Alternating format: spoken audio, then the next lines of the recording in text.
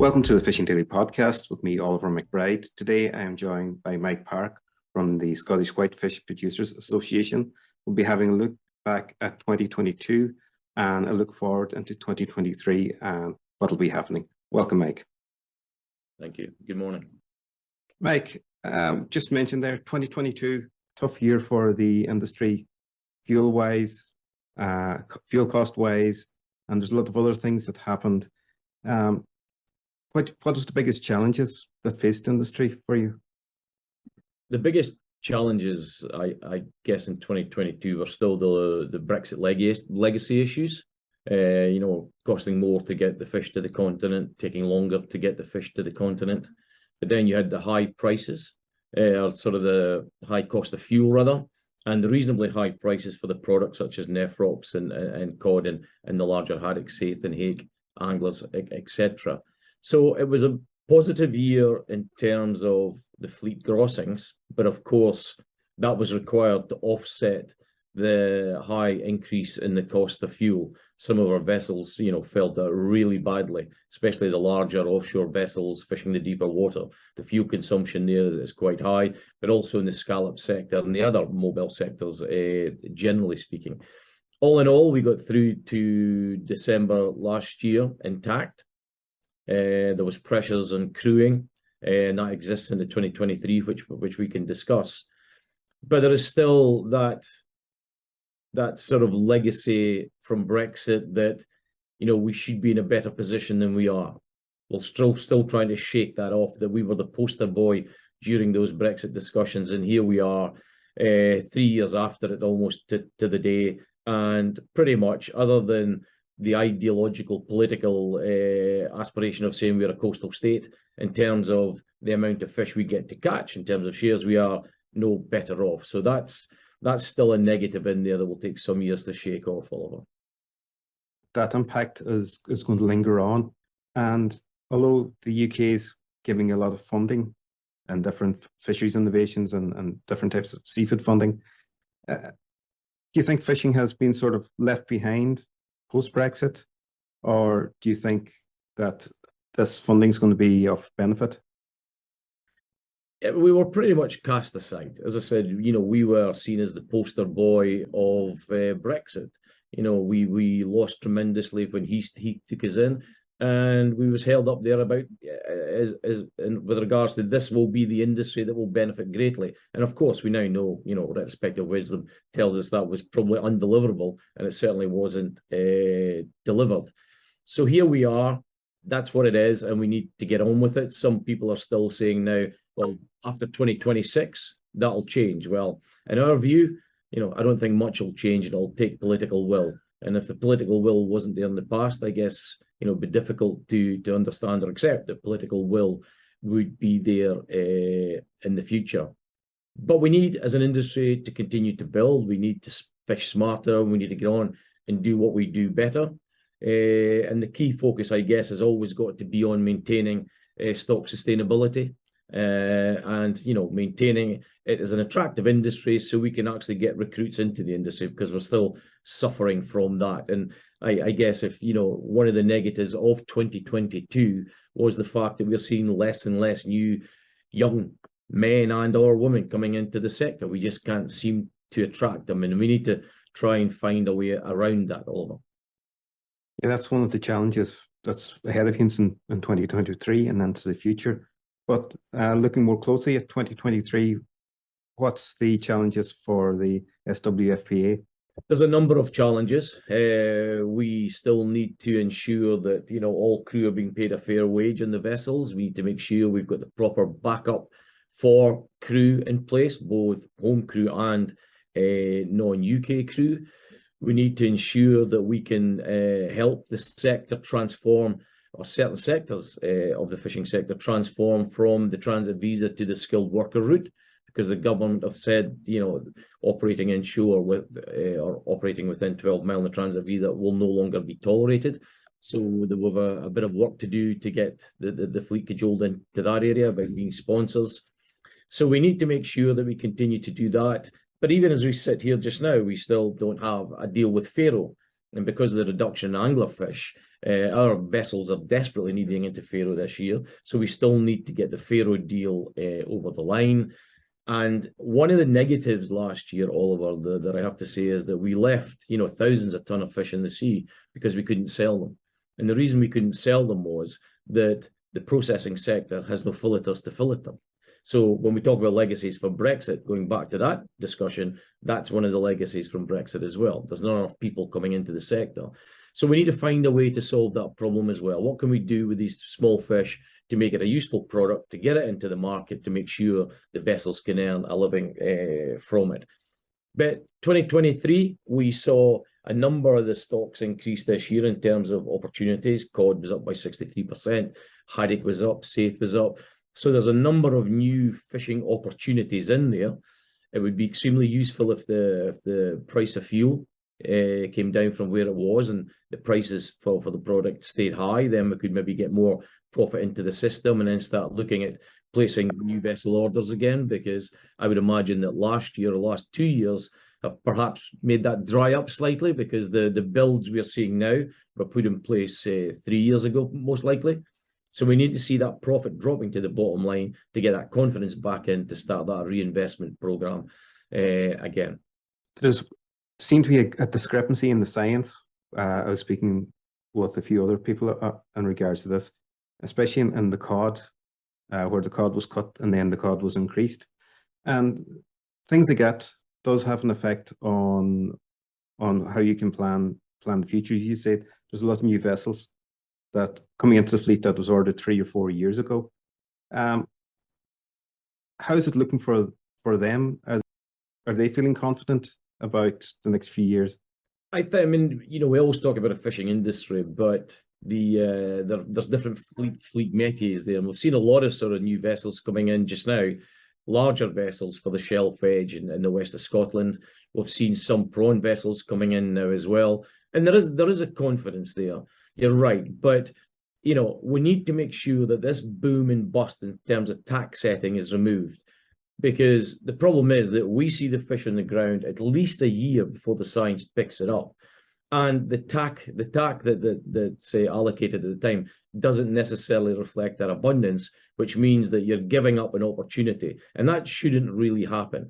I mean, one of the positives last year was that through the Northern Fishing Alliance, which is a new post-Brexit group set up to allow people like me, industry leaders and fishermen, to sit around on a non-political basis to discuss issues of common concern, such as the North Sea cod. And we have an angler group, we have a saithe group, and we're just setting up a spatial awareness group just now.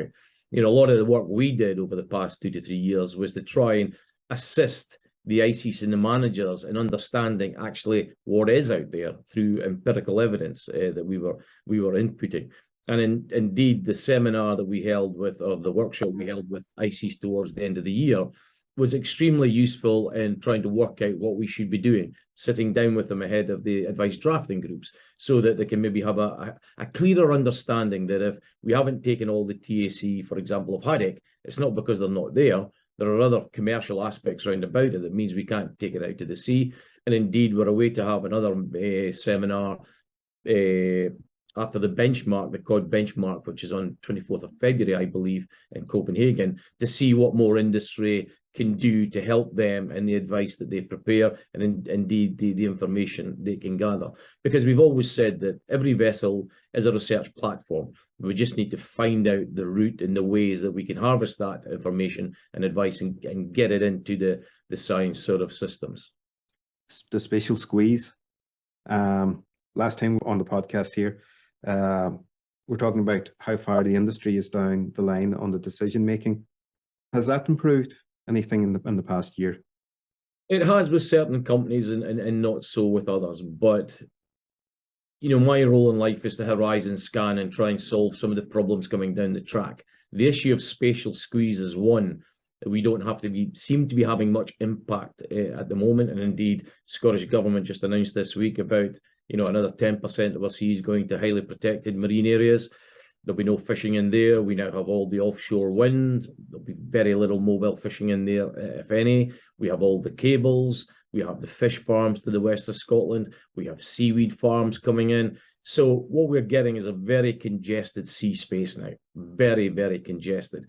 And if it all goes wrong, at the very, very best, it kind of plans an efficiency for us because we won't have access to the best fishing grounds. We'll have to move, and then catch rates go down, catch per unit of effort goes down. And at the worst, we will just be excluded completely, which could have a long-term detriment to the sort of commercial survivability of the sector as a whole. That's a concern because, you know, as we're talking about, the industry has to be able to plan for the future. New boats have to be paid for. And when you're not really aware of what's happening in 4 or 5 years' time, it's very difficult for anybody coming into the industry to see a clear path to, you know, to what's going to be a 10-year or 15-year career in the industry. Yeah, I mean, you're entirely right. I mean, like any business, the fishing industry does not like uncertainty, and we have to deal with a number, you know, a number of uncertainties without adding to that. Like, you know, quotas. What are the quotas going to be? That's an uncertain. We are price takers. We're not price makers. That's another uncertain. The other thing is, you know, where can I fish? Normally, we get by fishing in the highest density areas, you know, because the sea is not just full of fish. As everyone knows, there's areas of the sea where fish appear, and that's changing as well through climate change. I mean, cod is moving north at a rate of something like 12 kilometers annually, or the centre of catches is moving north 12 kilometers annually. So there's a lot of uncertainty and a lot of movable parts of the fishing industry currently. And we are pretty resilient, but it will come to a point, or hopefully it won't come to the point, that we are planned into so much inefficiency that we find it difficult to exist. And that's the point that we are trying to get government to understand, is that you can't keep putting things in the sea without talking to us. If you are going to do it, at least put them in the areas of the sea where we don't fish. And there's a vast number of those areas, but we need to be taken seriously. And getting back to your earlier point, Oliver, is, you know, to do that, we need to be in at the earliest stages of discussion. You know, bringing us in to mark their homework isn't suitable. Yeah, that seems to be a problem as well. And, you know, if you're looking at the science of what these offshore developers are creating, there's still a lot of uncertainty around that as well. As long-term impacts. As we know, a lot fish doesn't always stay in one place. It moves. Yeah. And if you look at the NFFO SFF joint paper on spatial squeeze, you know, some of the long-term understanding of what could be put in the sea is scary. It is absolutely scary. And there is no research going into the impact of wind farms. There's no research going into the impact of the electromagnetic fields. And we already know that brown crab, they have difficulty moving over the cables, which can disrupt their breeding and their feeding patterns. So it seems to be this rush for offshore renewables is being done without engaging the precautionary principle. Now, as fishermen, we've had to, adopt to the precautionary principle since 1999 when the EU invoked it at that time. But it seems that doesn't apply to other sectors that are now currently operating offshore, which for us is disappointing. That's one of those situations where the industry's been asked to sacrifice a lot and change a lot. And another change that is coming along for the industry as well is the change from fossil fuel diesel engines over to more green energy engines, or some way of powering boats. And the Macduff ship design report came out. It was commissioned by the Fisheries Innovation and Sustainability Group. And they're saying that there's no time. It's too risky now not to start developing these new powers. But yet now it's difficult to see an alternative, especially for commercial boats that are, as you say, trawlers and dredgers that's relying heavily on diesel engines, because what they're doing is heavy work. Yeah, I mean, we as an industry, we get involved in research and development about gear, more efficient gear, lighter gear. What we don't do is get into R&D on engines and combustion or fuel research or whatever. So as a sector, we will run as fast as some of the big engine manufacturers develop and deliver. And that's a commitment from us that as they develop more carbon-friendly engines or different sources of power, then we will develop in that way and develop in that direction. But until they deliver it, there's nothing we can do. We just have to live at the pace that those things are developed. And I guess for us, that's disappointing. But the reassuring thing, Oliver, is that, our carbon footprint in terms of the protein we produce is extremely low when you look at against other sectors. So, that's in our favor at the moment. That said, we do need to develop going forward in terms of continuing to reduce that. But that may be in, operating lighter gears or different types of fishing. So there's a lot of things that can be done, just rather than turning from, diesel engines to electric or hydrogen or whatever. So there's a number of little things we can do to improve our footprint. Transit visa for crewing. Now, where is that within the UK Parliament at the moment? Well, the Nationality and Borders Act came in last year, and at the end of the year, Border Force and MCA were touring certainly Northern Ireland and the west coast of Scotland down the Clyde, making the operators aware that if they were operating inside 12, they would have to send their crew home. And there is a lot of crew being sent home, and there's a lot of vessels being tied up. Now, that was on the premise that the definition of operating with the transit visa was going to be out at the end of last year. What they've held off from doing is putting that definition in at the moment, which would ultimately just rule out any operation within 12 mile with the transit visa. Currently, the wording is wholly or mainly, so there is still some scope for operating inside 12, although the Border Force have said that still will not allow you to operate wholly inside 12.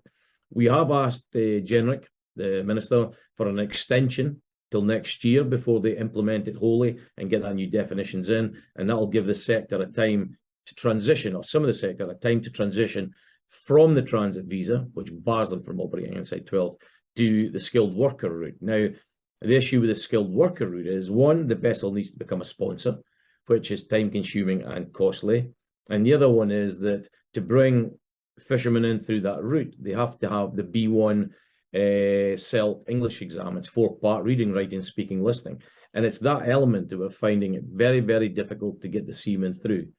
Currently, within my organisation and within a subsidiary, Crew Services, we're trying to put English language courses in Manila and the Philippines, and we're trying to put them in through the Maritime Institute in Accra, Ghana, to try and help the fishermen get their B1 English.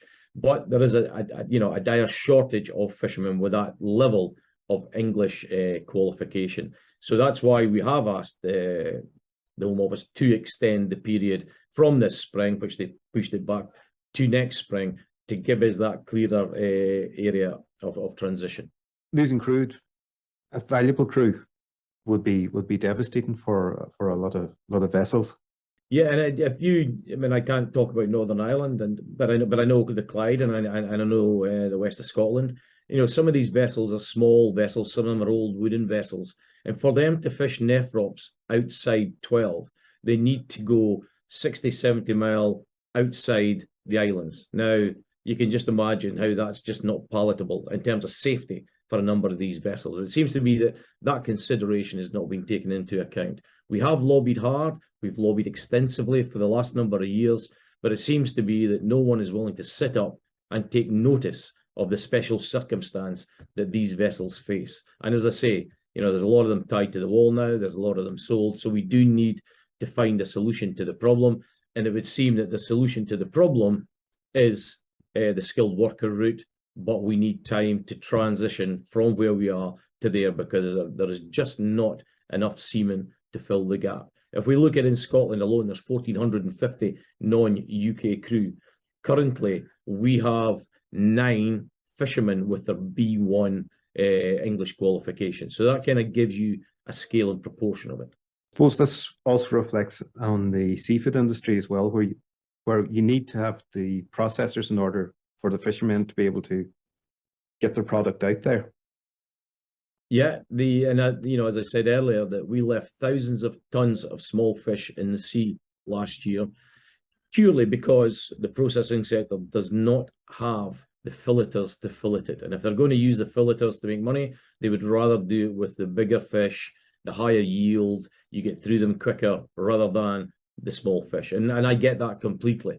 So there's a real dearth shortage of filleters in these factories. And they themselves, who previously were using Eastern Europeans, are now moving to the Philippine workers, Myanmar, a number of different regions that they're bringing them in from now because they're trying to solve their own particular problem. And you think within Scotland itself, do you think the government is understanding this problem, and maybe are they going to create or try to create some help towards the industry to push people into the industry, or are you still working basically on your own?